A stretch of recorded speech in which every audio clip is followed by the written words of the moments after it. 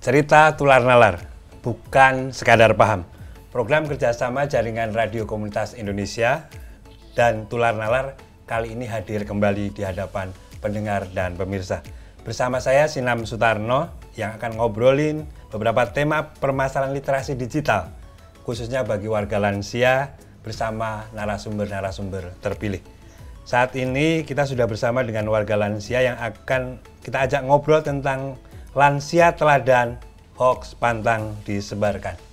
Bersama saya sudah hadir Ibu Sarah Sudaryanti, pensiunan kepala sekolah. Selamat datang Ibu.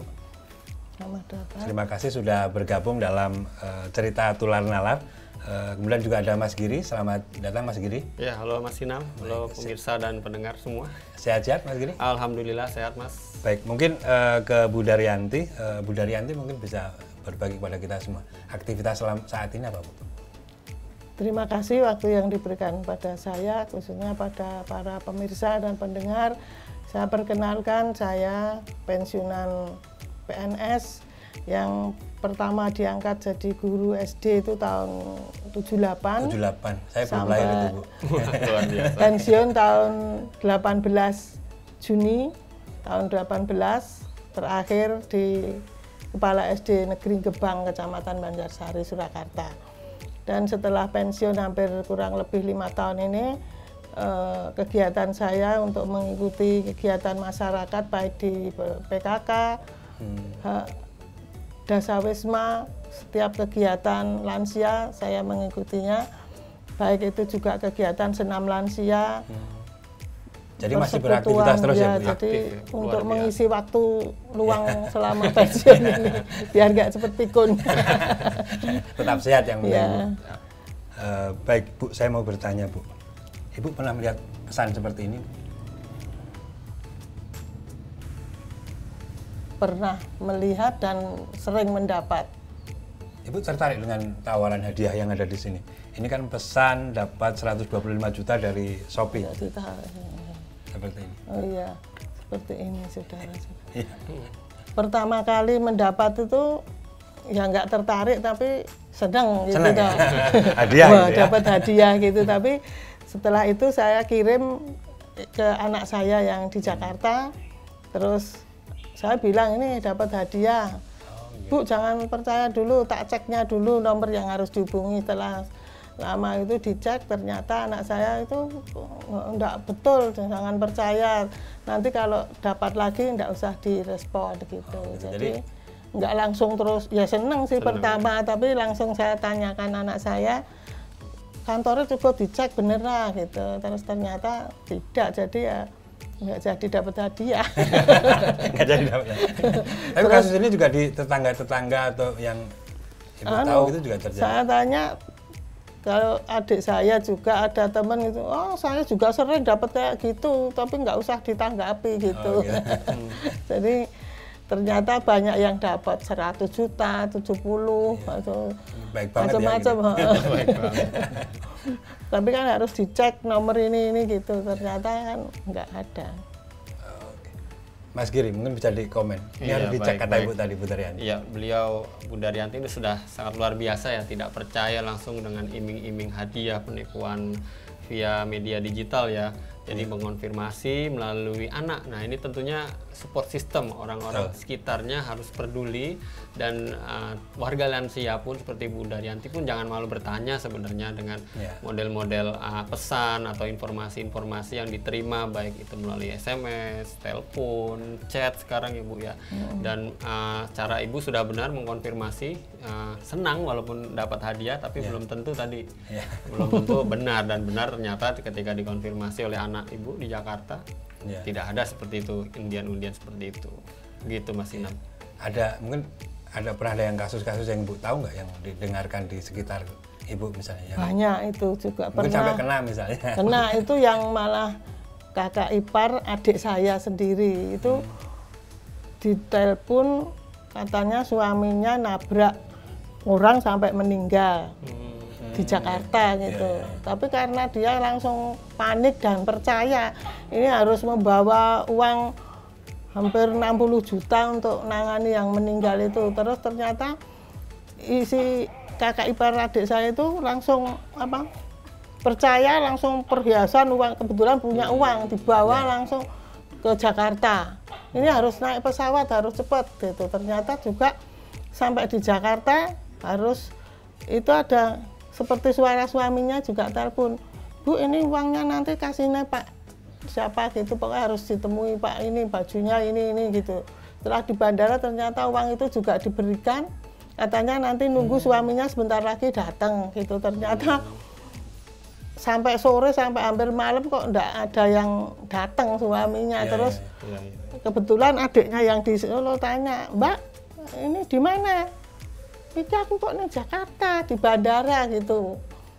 Katanya kakakmu menabrak orang, terus suaminya di rumah. Ini saya di rumah mau nambal kebat gitu.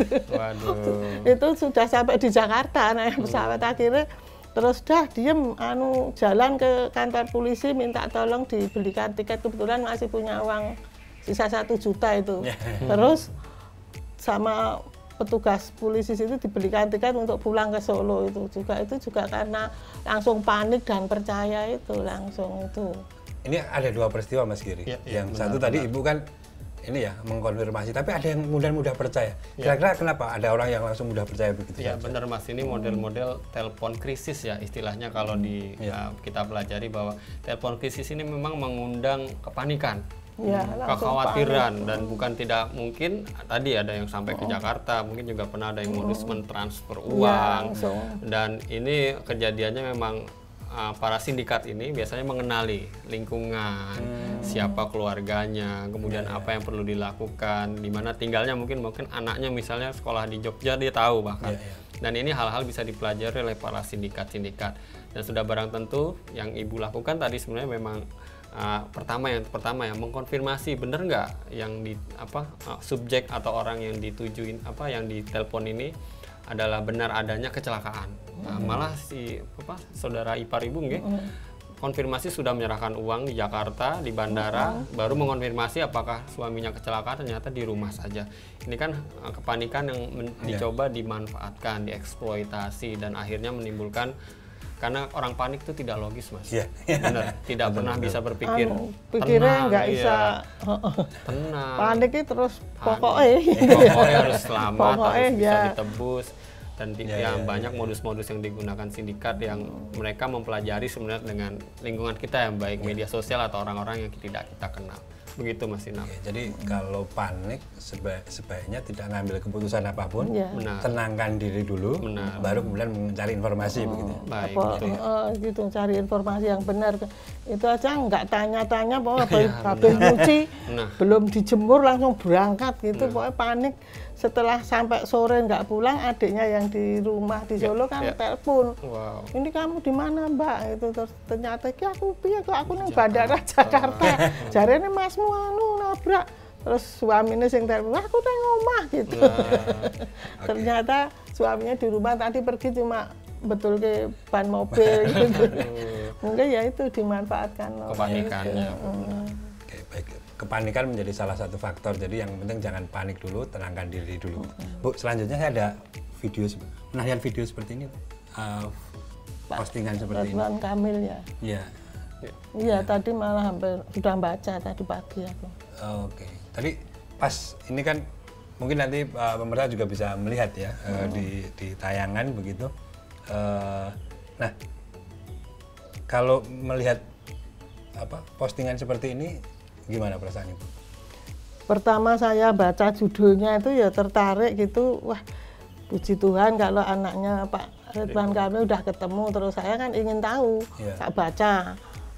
tak baca judulnya, terus saya lihat videonya itu sampai selesai, tapi ternyata anaknya belum ditemukan dan judulnya kan udah ditemukan di dasar laut. Mana itu di sungai, dasar sungai itu ya. Itu sama penyelam di luar negeri itu, tapi setelah sampai video terakhir ternyata belum ditemukan anaknya itu. Jadi kan percayanya setelah baca selesai baru percaya kalau nggak selesai kan mau tahu judulnya, wah udah ketemu paling kan gitu dok. Tapi nek setelah kita tahu videonya sampai selesai ternyata anaknya belum ketemu kan banyak sekali judul-judul di video itu yang anak Pak Ridwan Kamil udah ditemukan gitu. Tapi ternyata setelah saya ikuti videonya sampai selesai, kasihan Pak Ridwan Kamilnya kan belum menemukan anaknya, tapi video-videonya udah mengatakan seperti itu. Jadi ditonton sampai selesai atau dibaca sampai tuntas begitu. Iya, gitu baru tahu kebenarannya toh. Iya. Betul. Mas Giri bisa ngasih ini. Jadi ibu yang dilakukan ya udah, oh ternyata nggak benar karena sudah dibaca atau dilihat utuh. Utuh, baik. Ya, ini yang dilakukan Bu Daryanti sudah luar biasa ya mengkonfirmasi kebenarannya. Pertama memang dengan tidak sekedar headline atau judulnya Bu, karena memang judulnya istilahnya clickbait atau teman-teman atau warga lansia, pendengar dan pemirsa semua biasanya memancing untuk diklik atau ditonton. Dan biasanya ketika kita mengklik, kadang males kita membaca judul secara isi atau kontennya, dan ibu lakukan sampai selesai dan ibu tidak menemukan kata-kata bahwa sudah ditemukan, hanya sekedar videonya dengan judul yang luar biasa. Jadi memang clickbait ini menjadi fenomena hoax ya, penipuan-penipuan dan bagaimana orang agar terpancing untuk bukan sekedar membaca sih atau melihat, tapi menyebarkan.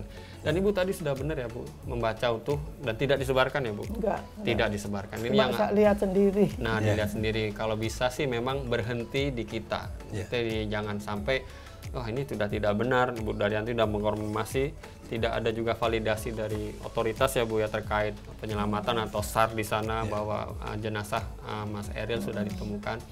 Jadi tidak ada hal-hal yang mengacu bahwa jenazah Mas Eril sudah ditemukan, dan akhirnya ya sudah, ini berarti saya anggap hoax, tidak usah komentar ya Bu. Bahkan tidak usah di-share, itu yang luar biasa. Mas Giri bisa sambung ke kita semua.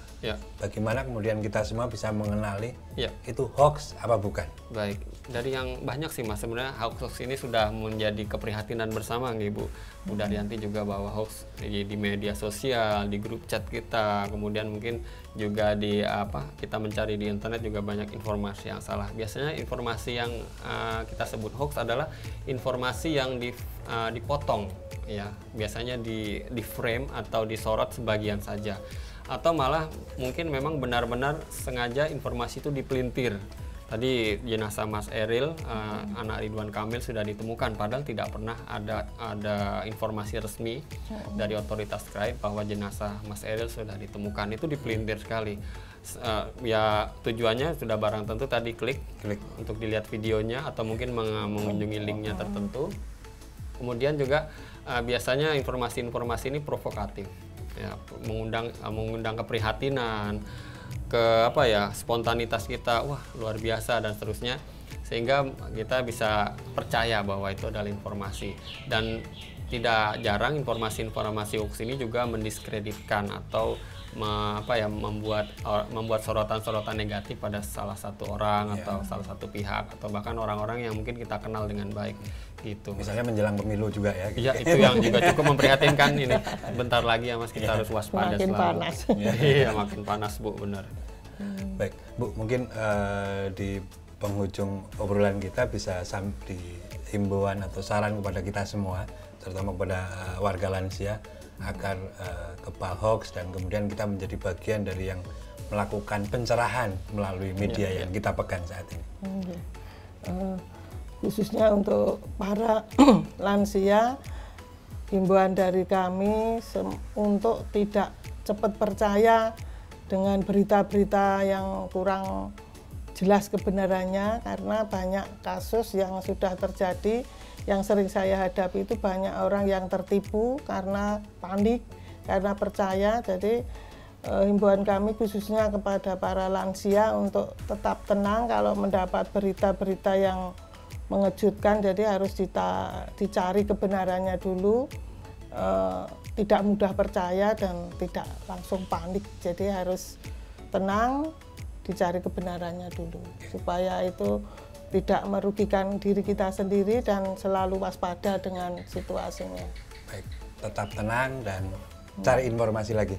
Baik, terima kasih Bu Daryanti, terima kasih Mas Giri, pendengar dan pemirsa cerita tular nalar. Sampai di sini obrolan kita pada kesempatan hari ini, dan sampai jumpa di cerita tular nalar yang akan datang, yang akan mengulas soal literasi digital di sekitar kita. Semoga obrolan ini tetap bermanfaat. Yuk mulai sadar dan bentengi diri dari hoax yang ada di sekitar kita. Lansia teladan, hoax pantang disebarkan. Informasi tidak pasti, jangan dibagi. Hoax bisa menipu, tak pandang bulu. Informasi harus benar, kalau tidak jadi onar. Lansia cakap digital, jangan tuna nalar dan tetap tular nalar. Salam tular nalar.